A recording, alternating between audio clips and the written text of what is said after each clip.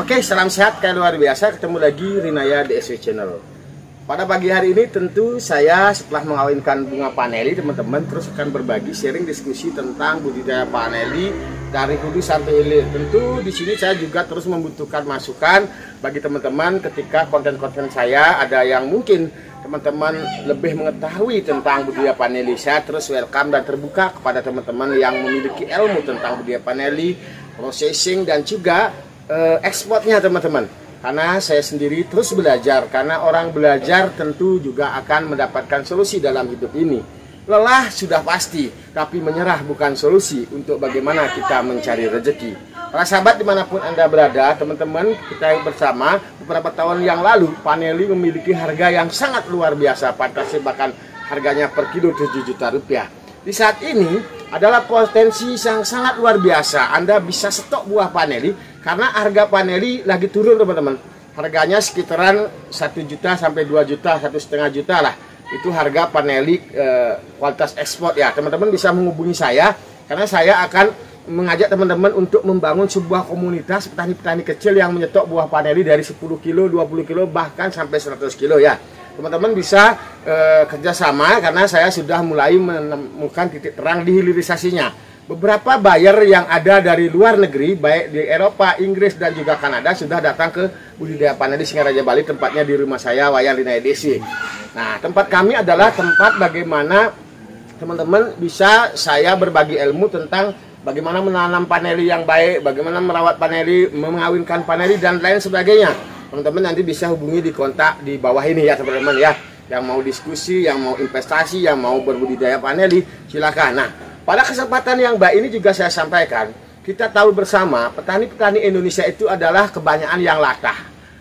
Mahal, rame-rame menanam. Ketika murah mereka mulai abaikan tanamannya. Sehingga produksi dalam negeri ini tidak stabil teman-teman. Ya.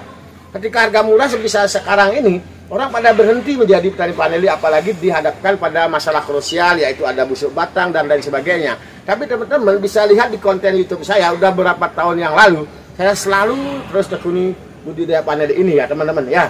Maka daripada itu, saya ajak teman-teman yang mau investasi tanpa inflasi adalah stok hasil bumi yang bisa disetok tahunan ya. Salah satunya adalah paneli teman-teman ya.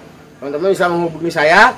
Stoknya juga bukan harus di rumah saya atau di gudang saya, bisa disetok di rumah masing-masing. Kita ambil kualitas-kualitas yang ekspor dari beberapa petani yang kita sudah pilih, tentu kualitasnya, cara prosesnya yang baik. Kita vakum, kita setok, itu ibarat kita nyetok emas ya teman-teman ya.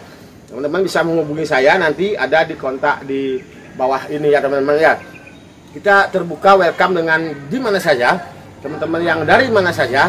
Marilah kita belajar menginvestasikan sedikit rezeki kita dengan menyetok buah paneli. Karena dengan menyetok buah paneli ini, kita juga tidak jauh beda dengan kita menyetok emas ya. Mungkin orang-orang yang lebih modern, anak-anak muda kita lebih tertarik ke kripto ya. Tapi kita sebagai petani, kita lihat investasi kita nyata. Kita bisa simpan di rumah kita beberapa tahun ya. Nah ini tentu, ini harus kita punya modal yang memang sudah dingin teman-teman ya.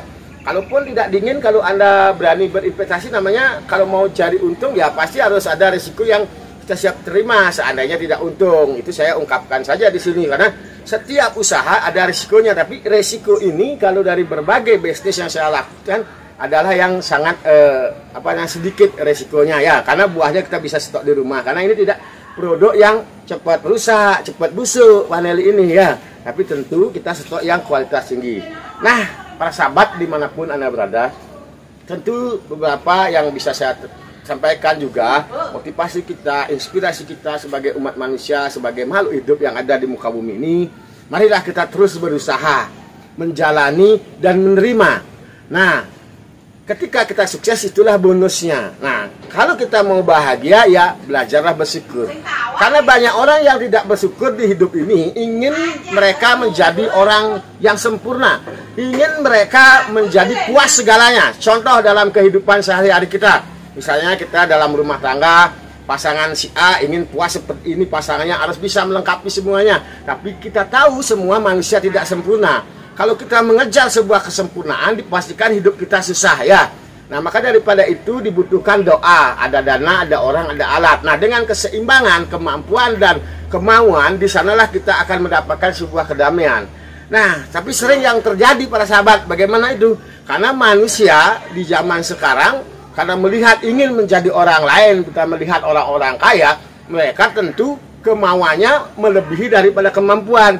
Sehingga kita mengambil cicilan, yang ingin kita tampil mewah, kita ingin tampil sultan, tapi ujung-ujungnya kita juga kesulitan ya teman-teman ya. Tapi semua proses pembelajaran itu penting kita lewati, karena kalau orang tidak dapat menderita, mereka tidak akan bertumbuh, mereka juga akan tidak berubah.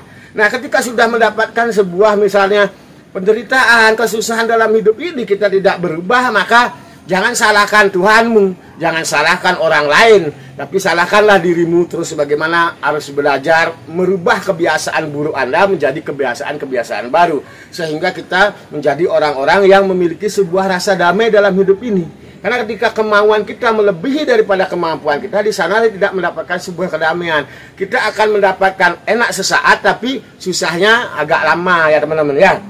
Nah, kalau di saat ini mindset kita masih cenderung untuk mendapatkan senang saja, rubahlah bahwa di balik sebuah kesenangan pasti selip sebuah kesusahan. Di balik kesusahan akan ada sebuah kesenangan teman-teman ya. Teman-teman, marilah kita bekerja keras, terus konsisten di bidang kita apapun, karena kalau kita berani bekerja keras di hidup ini, dunia ini akan bersahabat pada diri kita. Tapi kalau kita ingin tidak siap bekerja keras di dunia ini, maka dunia ini akan memberikan ujian yang keras pada hidup kita sebagai umat manusia. Oke, cukup begitu dulu teman-teman. Nanti teman-teman kalau mau pesan bibit, mau juga ikut stok paneli kering, bisa hubungi saya Wayan DSW dari Singaraja Bali. Ya, cukup begitu dulu hari ini. Terlepas dari banyak kekurangan saya, juga banyak kekurangan, masih beberapa yang harus saya selesaikan karena saya baru sehat teman-teman. Nanti saya harus tenang dulu, selesaikan, karena kalau saya berpikir bahwa sesuatu ini harus diselesaikan dengan ketenangan. Tapi jangan juga lupa kita sebagai manusia, ingatlah kodrat kita. Kodrat kita sebagai manusia tidak sempurna, walaupun menjadi makhluk yang paling sempurna. Belajar adalah solusi terbaik kita untuk menyelesaikan berbagai masalah yang harus kita terima setiap hari. Karena orang-orang hebat, orang-orang bijaksana, mereka itu dilahirkan dari sebuah kesusahan yang banyak, penderitaan yang lama, dan lain sebagainya. Sehingga mereka melakukan perenungan diri, mereka bisa memberi inspirasi dari pengalaman hidup mereka. Karena universitas yang paling terbaik, yang tertinggi di dunia ini adalah universitas kehidupan, yaitu pengalaman. Itulah universitas tempat kita belajar bagaimana kita mendapatkan ilmu yang tidak bisa dimiliki oleh orang lain. Setiap orang beda ilmu, setiap orang juga memiliki kelebihan dan kekurangan masing-masing. Rahayu suksemu.